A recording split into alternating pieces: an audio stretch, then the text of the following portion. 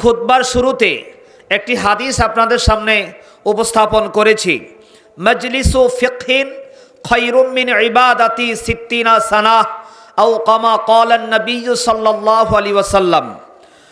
এই হাদিসটি হযরতে আব্দুল্লাহ ইবনে মাসউদ রাদিয়াল্লাহু তাআলা আনহু সহিহ riwayate বর্ণনা করেছেন। তিনি বলেছেন, ইলমে দ্বীন এর একটি মজলিস, কোরআন হাদিসের একটি মজলিস, 1 ঘন্টা বসে থাকার যে সওয়াব, 60 বছর ব্যাপী নফল ইবাদত করলে যে সওয়াব, আপনি 1 ঘন্টার কোরআনের তাফসিরের ক্লাসে বসেছেন, ইলমে দ্বীন শিক্ষার মজলিসে বসেছেন, 60 বছরের নফল ইবাদতের সওয়াব আল্লাহ আপনার আমলনামায় লিখে দিবেন। শুধু কি তাই, সামনে আরো বলছেন। আল্লাহ নবীর সাহাবী হযরত আলী রাদিয়াল্লাহু তাআলা আনহু বলেছেন, মাজালিসুল ইলমি হিয়া রাওদাতিম মির রিয়াদিল জান্নাহ। যেখানে কোরআন হাদিসের আলোচনা করা হয়, যেখানে ইলমে দ্বীন সম্পর্কে আলোচনা করা হয়, আল্লাহর নবী বলেন এই জায়গাটি দুনিয়ার কোনো সাধারণ জায়গা থাকে না। আল্লাহ রসুল বলেন এই জায়গাটা আল্লাহ তাআলা জান্নাত দিয়া ভরে দেন। আপনারা যারা এখানে বসে আছেন, আপনারা আছেন কোথায় এখন? জান্নাতে আছেন। এটা কি আপনাদের বিশ্বাস হয়? এটা কি আপনাদের বিশ্বাস হয়? তাহলে মন খারাপ হওয়ার কথা না ভালো হওয়ার কথা?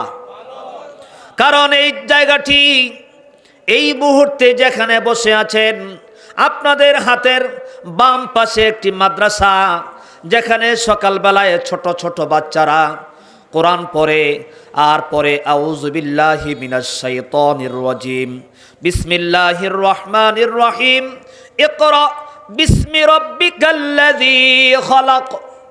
পড়ো তোমার প্রভুর নামে, পড়ো তোমার রবের নামে, যে রব তোমাকে সৃষ্টি করেছেন। কোন সুবহানাল্লাহ। সুতরাং এমন একটি মাদ্রাসার পাশ, আবার আরেকদিকে মসজিদের পাশে বসে আছেন, পক্ষান্তরে আল্লাহ তাআলার জান্নাতে আপনারা এই মুহূর্তে বসে আছেন।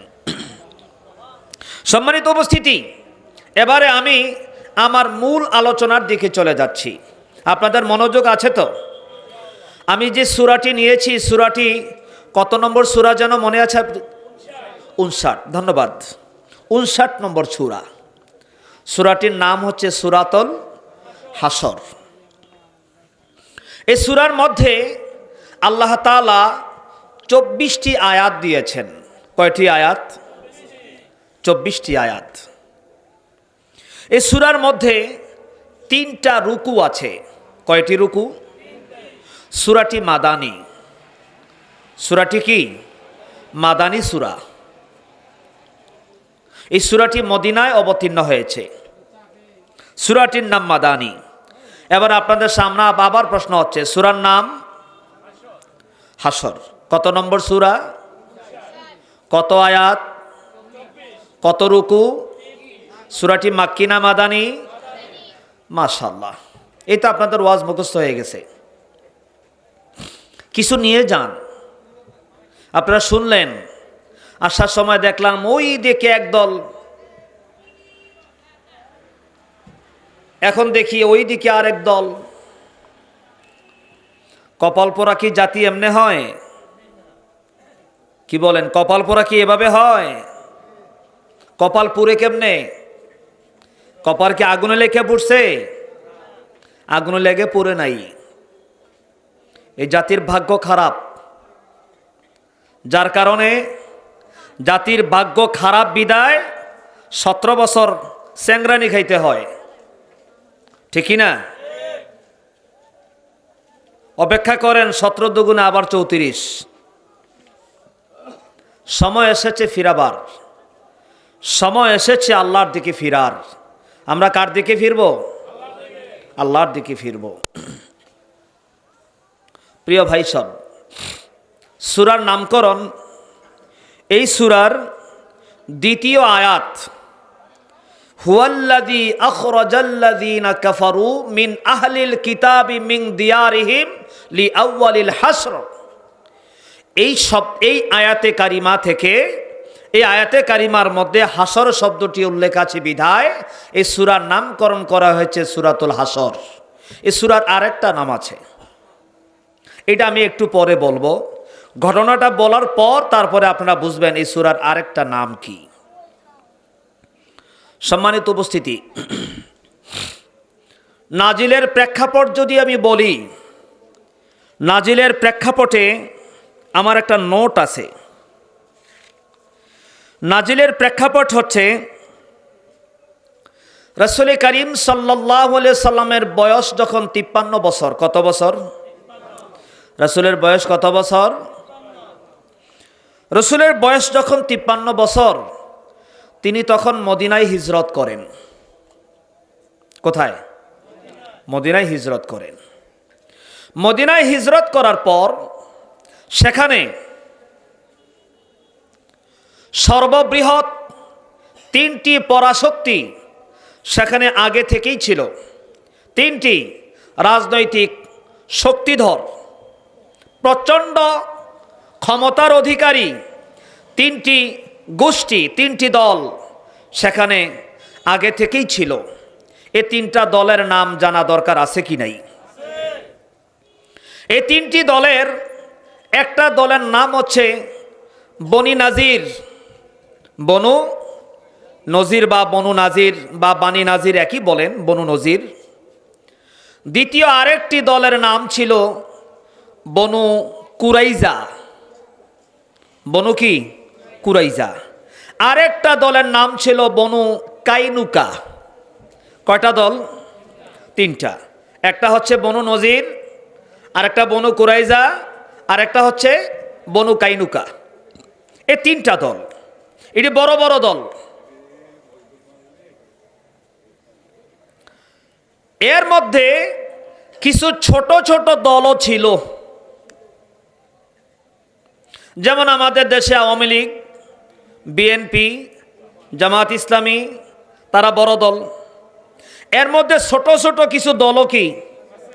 জাসদ, বাসদ, কমিউনিস্ট, এরকম আছে না নাই?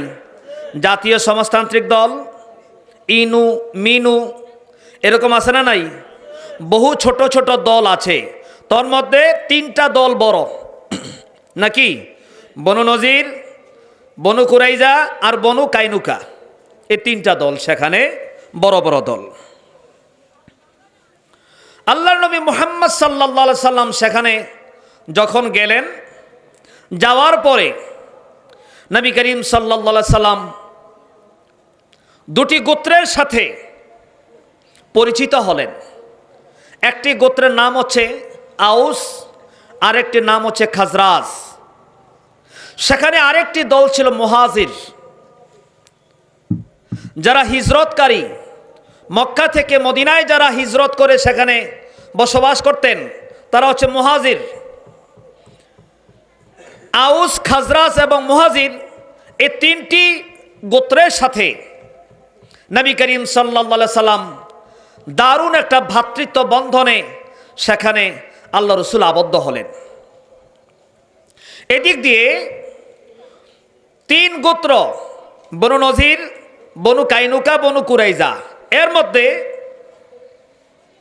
সশস্ত্র যোদ্ধা এবং তারা যুদ্ধের রণকৌশলী এবং তারা প্রচণ্ড ক্ষমতার অধিকারী, অর্থ বিত্ত প্রভাবের দিক থেকে অনেক উচ্চে।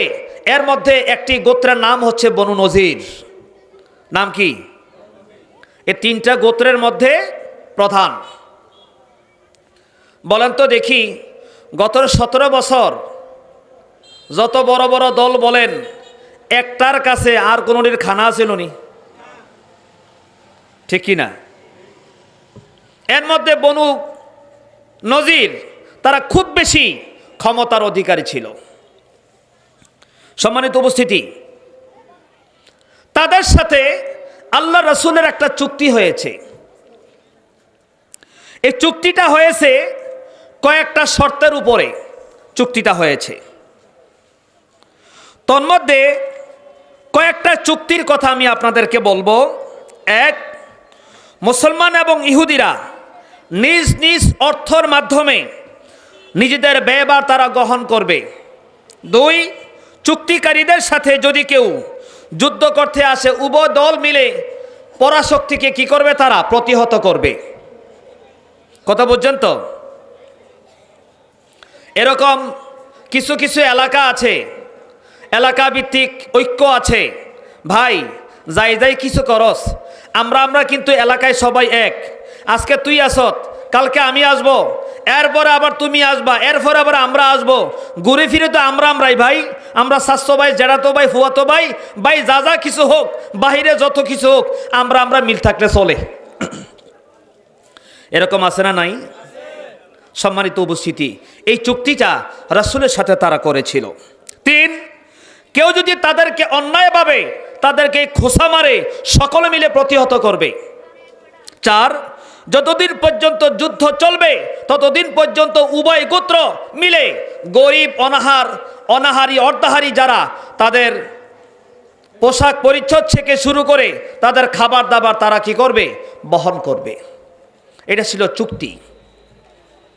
সেই চুক্তিতে তারা আবদ্ধ হলো। আল্লাহ রসুলও সেই চুক্তিতে আবদ্ধ হলেন। এখন জমছে আসল খেলা। আল্লাহর নবী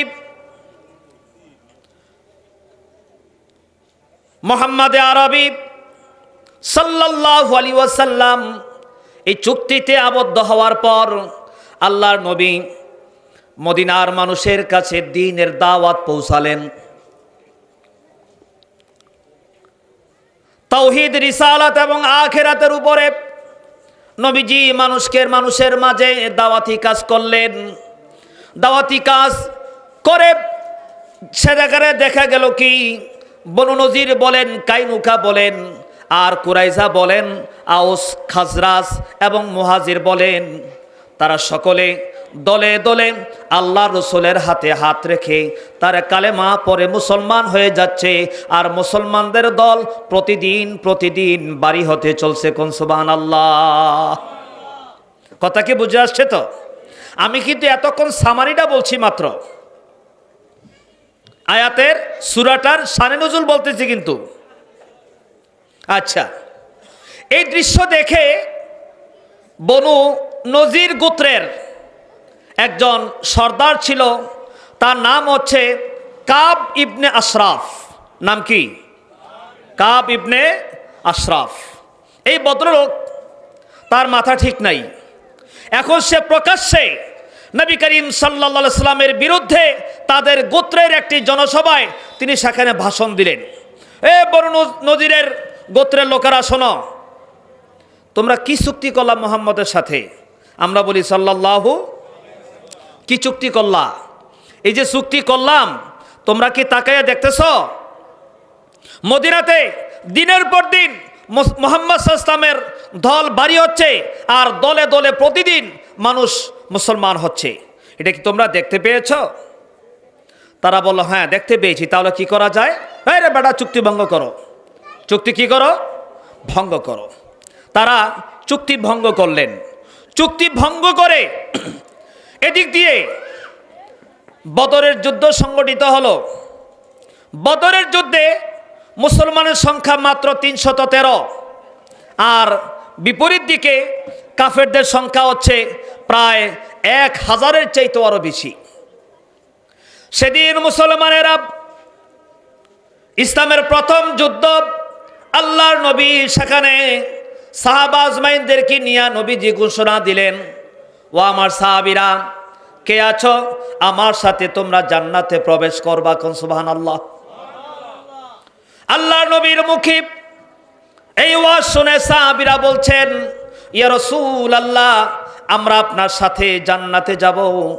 আল্লাহ রসুল বললেন, কুলু বিনা জান্নাতুন আরদুহাস সামাওয়াতি ওয়াল আরদ।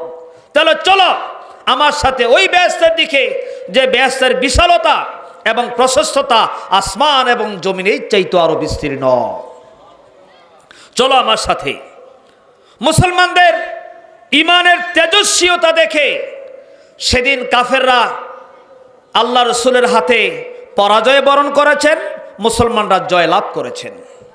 এ দৃশ্য দেখার পর কাব ইবনে আশরাফের মাথা আগের চেয়ে খারাপ বেশি না কম? বেশি। এখন তিনি মদিনায় প্রবেশ করে, তিনি একজন কবি ছিলেন, তিনি সেখানে মদিনার রাস্তায় রাস্তায় ঘুরে বেড়ায় আর কবিতার মাধ্যমে মুসলমানদের কাছে বিশ্বাস ছড়াচ্ছে। মুসলমান নারীদেরকে যারা কলেমা পড়ে মুসলমান হয়েছে, এসব নারীদেরকে সে কবিতার মাধ্যমে প্রেম নিবেদন করছে। এই খবর আল্লাহ রসুলের কাছে পৌঁছেছে। আল্লাহ নবী একজন সাহাবী ছিলেন, তার নাম হচ্ছে মাসলামা আনসারী রাদিয়াল্লাহু তাআলা আনহু। তাকে নির্দেশ করলেন, মাসলামা যাও কাব ইবনে আশরাফকে তুমি হত্যা করো। কাকে হত্যা করো? কাব ইবনে আশরাফকে তুমি কি করো? হত্যা করো। তিনি মাসলামা রাদিয়াল্লাহু তাআলা আনহু কাব ইবনে আশরাফকে হত্যা করলেন। হত্যা করে আল্লাহ রসুল বনু কাইনুকা বনু নজির গোত্রকে একটা ঘোষণা দিলেন, এই বনু নজির গোত্র তোমরা শোনো, তোমাদের সময় মাত্র 10 দিন। কয়দিন? কথা কয় না, কয়দিন? আর একটু চিল্লান দিয়ে এখন কয়দিন? তোমাদের সময় 10 দিন। 10 দিন সময় তোমাকে বেঁধে দেয়া হলো, তোমরা এই মদিনা ছেড়ে তোমরা অন্যত্র চলে যাবা। সুবহানাল্লাহ কইতেন না? একটু গভীরভাবে খেয়াল করুন। সামান্য সংখ্যক মুসলমান নবীর হাতে কালেমা পড়ে মুসলমান হয়েছে। আহারে, আল্লাহ নবী এমন একটি দলের বিরুদ্ধে ঘোষণা করলেন, মাত্র 10 দিনের সময় দিলেন, এই 10 দিনের মধ্যে তোমরা এলাকা ছেড়ে চলে যাবা। 10 দিনের মধ্যে এলাকা ছেড়ে চলে যাবা।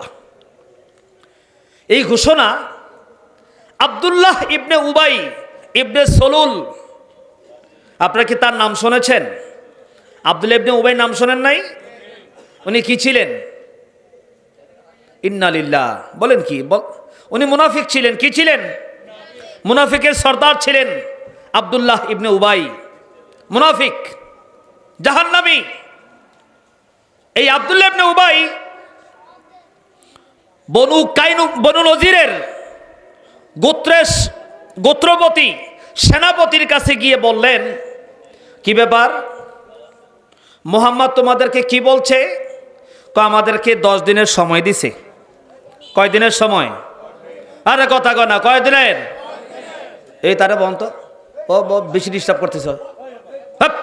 কিসে? জি খেয়াল করুন। আব্দুল্লাহ ইবনে উবাই বনু নজিরের সেনাপতির কাছে গিয়ে বলছে, কি ব্যাপার, মুহাম্মদ তোমাদেরকে কি বলছে? কই যে আমাদেরকে মাত্র 10 দিনের সময় দিছে। এতিম কথা যে কয়, মাথা ঠিক নাই। আমাদেরকে মাত্র 10 দিনের সময় দিছে, আমাদেরকে বলছে আমরা যাতে এই এলাকা ছেড়ে চলে যাই। আব্দুল্লাহ ইবনে উবাই খুব কান্দা কাইটা গিয়ে কইতেছে, তোমরা মুহাম্মদের কথায় তোমরা এলাকা ছেড়ে চলে যাবা, আমি কি মইরা গেছি? নাউজুবিল্লাহ কইতেন না? আমি কি মরে গেছি? আমি আছি না? কি আমি আছি না? প্রিয় ভাই সব, কথায় কথা আসে। বিগত কয়েক মাস আগে 5 আগস্টে যারা পলাইয়া গেল বাংলাদেশ থেকে, আমাদের দেশে কেউ কেউ আছে এমন বলে তোমাদের নেত্রী পালাইয়া গেছে, আমরা আছি না? এরকম বলছে কি বলছে না? আমরা আছি কি না? আমরা আছি। গত 2 দিন আগে পত্রিকার রিপোর্ট হচ্ছে, পালিয়ে যাওয়া দলের দ্বিতীয় গুরুত্বপূর্ণ ব্যক্তি সিলেটে সিলেটে একজন ভদ্রলোকের বাসায় 3 মাস থেকে গত 1 সপ্তাহ আগে ভারতে তিনি পালিয়েছেন। উবাই ইবনে সলুল বলছে, তোমরা মুহাম্মদের কথায় চলে যাবে, আমি আসি না। প্রিয় ভাই সব, ইতিহাস মিলে কিনা দেখেন না। আল্লাহ তাআলা কোরআনে যে সূরাটি নাজিল করেছেন একটু মিলাইয়া দেখেন। আরো সামনে কথা আসতেছে, আমি আছি না, কি করতে হবে? আমার 2000 সেনাপতি আছে। কয় হাজার? আমার 2000 যোদ্ধা আছে।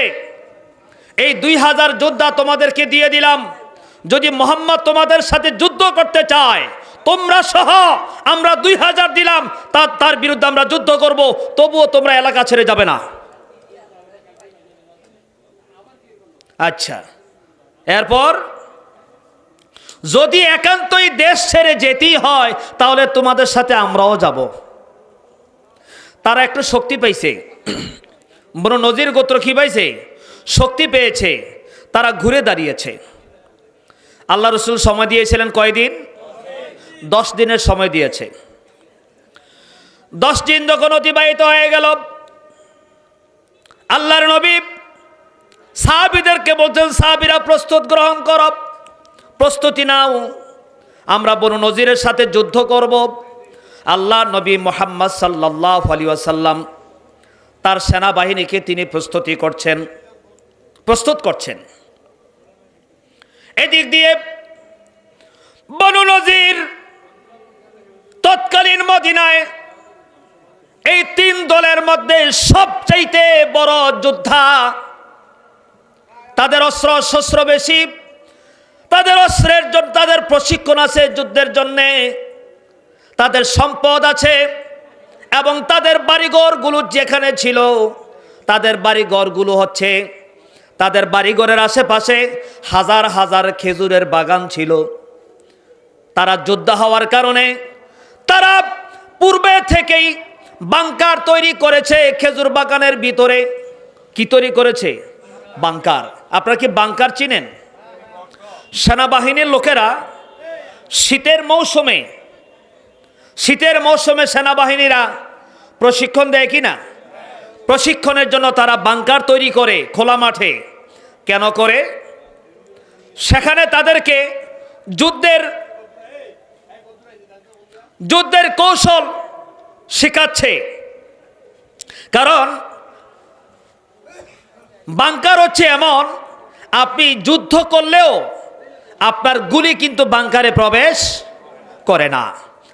তাদের নিরাপত্তার জন্যে তারা এই বাংকারগুলো তৈরি করেছে। আল্লাহ সুবহানাহু ওয়া তাআলা এই বনু নজিরকে যে শিক্ষা দিয়েছেন, তাদের বাংকার কোনো কাজে আসে নাই, তাদের খেজুরের বাগান কোনো কাজে আসে নাই। আল্লাহ নবী যখন মদিনাতে প্রবেশ করলেন, সাহাবীদেরকে বলেন, ও সাহাবীরা, কে কোথায় আছো? তাদের খেজুরের বাগানে আগুন লাগিয়ে দাও। সুবহানাল্লাহ কইতেন না? এখন বাজে কয়টা? এখন বাজে 5 মিনিট। সম্মানিত উপস্থিতি, আমি কি কথাটা বুঝাইতে পারছি?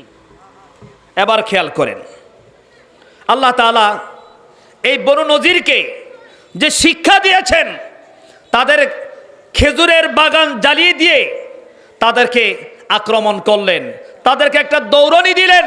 তাদেরকে দৌড়ানি দেওয়ার কারণে তারা এই বনু নজির গোত্রটা পৃথিবীর 2 প্রান্তে তারা চলে গেছে।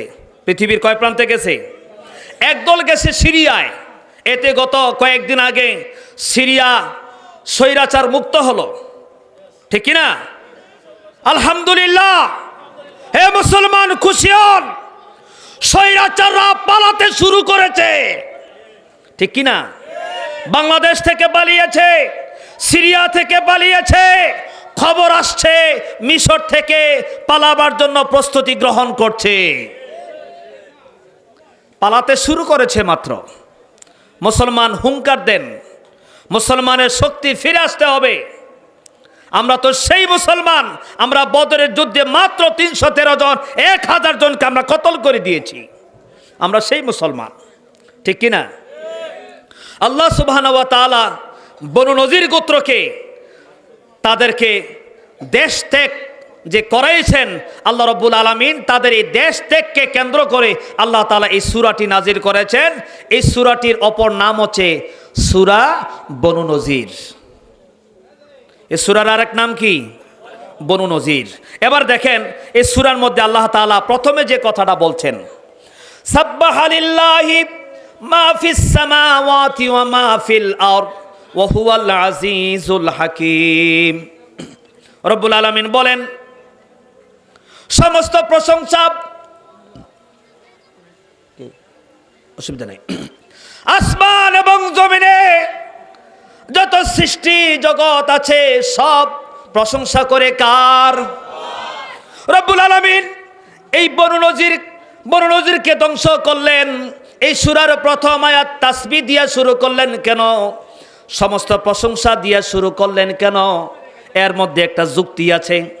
এর যুক্তির অন্যতম কারণ হচ্ছে বনু নজির হলো তৎকালীন পৃথিবীর একেবারে পরাশক্তি। এই পরাশক্তিকে আল্লাহ রব্বুল আলামিন মুহূর্তের মাঝে যে খতম করে দিলেন, যে আল্লাহ এই বনু নজিরকে খতম করালেন, যে আল্লাহ শুধুমাত্র দুর্বল মুসলমানদের বিরুদ্ধে, দুর্বল মুসলমানেরা তাদেরকে একটা দৌড়ান দিল, তারা একেবারে পৃথিবীর দুই প্রান্তে চলে গেল, যে আল্লাহ করেছেন সেই আল্লাহর তাসবিহ তারা পাঠ করে। প্রিয় উপস্থিতি, এবার খেয়াল করুন তো, আমি আপনাদেরকে একটু মিলিয়ে দিচ্ছি, মিলিয়ে নেন, একটু আপনাদেরকে মিলিয়ে দিচ্ছি। আচ্ছা বলেন তো, যাদের আন্দোলনের মাধ্যমে তারা পালালো, এটা কি হওয়ার কথা ছিল? ছিল না। বাংলাদেশের কত বড় বড় সংগঠনগুলো তাদের বিরুদ্ধে আন্দোলন করলো, কিন্তু আল্লাহ রাব্বুল আলামিন কোন আন্দোলনেই তাদের কি করাতে পারলো না? পতন ঘটাতে পারলো না। শুধুমাত্র কয়েকজন ছাত্র মিলে হুঙ্কার দিল, আল্লাহ রাব্বুল আলামিন নিমিষেই তারা পলায়া যেতে বাধ্য হয়েছে। এই জন্য আল্লাহ তাআলা বলছেন, সাব্বাহা লিল্লাহি মা ফিস সামাওয়াতি ওয়া মা ফিল আরদ। বনু নজিরের মতো পরাশক্তিকে দুর্বল মুসলমানের একটা দৌড়ান দিল, তারা পৃথিবীর দুই প্রান্তে চলে গেল, যে আল্লাহ করেছেন তুমি সেই আল্লাহর কি করো? প্রশংসা আদায় করো। প্রশংসা আদায় করতে হবে কার? কারণ এই যে পরাশক্তি পালিয়েছে, এটা মুসলমানদের কোনো অবদান ছিল না, সমস্ত অবদান কার ছিল? সমস্ত অবদান ছিল আল্লাহ তাআলার। এবার আল্লাহ তাআলা পরবর্তী আয়াতে বলছেন, হুয়াল্লাযী আখরাজাল্লাযীনা কাফারু মিন আহলিল কিতাবি মিন দিয়ারিহিম লিআউয়ালিল হাসর। আল্লাহ তাআলা বলছেন, হুয়াল্লাযী, তিনি সেই মহান সত্তা যিনি তাদেরকে কি করেছেন? বের করে দিয়েছেন। একটু খেয়াল করুন, বাচ্চারা কথা বলে না, একটু খেয়াল করেন। আল্লাহ তাআলা বলছেন হুয়াল্লাযী, খেয়াল করেন ভাই, হুয়াল্লাযী, তিনি সেই মহান সত্তা, আখরাজাল্লাযী, আখরাজা, যিনি বের করে দিয়েছেন। বের করেছেন কে? একটু জোরে কর না, বের করেছেন কে? আল্লাহ বের করেছেন। আল্লাযীনা কাফারু মিন আহলিল কিতাব, আহলে কিতাবের যারা কাফের তাদেরকে বের করে দিয়েছেন লিআউয়ালিল হাসর, শুধুমাত্র প্রথম সমাবেশে, বড় ধরনের না, শুধুমাত্র একটা সমাবেশে সাহাবীরা কি করলেন? তাদেরকে একটা পাকড়াও করলেন। আল্লাহ তাআলা বলছেন আখরাজা, আমি বের করে দিয়েছি। বের করেছেন কে? আল্লাহ বের করেছেন। সম্মানিত উপস্থিতি, এরপর আল্লাহ তাআলা কি বলছেন দেখেন,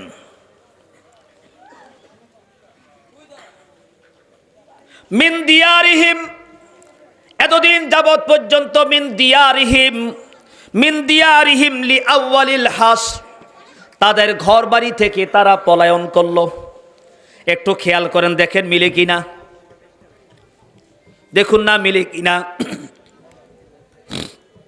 আপনাকে যদি বলা হয়, মনে করেন সেলিম দেওয়ানকে কেউ বলল, তুমি এত বছর ব্যাপী কি করলা? তোমার ঘরটারে না, তোমার ঘর